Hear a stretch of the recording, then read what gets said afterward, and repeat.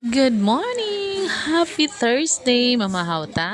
Tanawang kamuti mga palangga. Mao ni ang kamuti nato dito nato na harvest sa farm. Tsaka karong Sabado, mga muti na punta. Kung kinsay mo order, tag 45 ra ang kilo. Ay! Bitaw. Mao ni siya mga palangga. Di ba?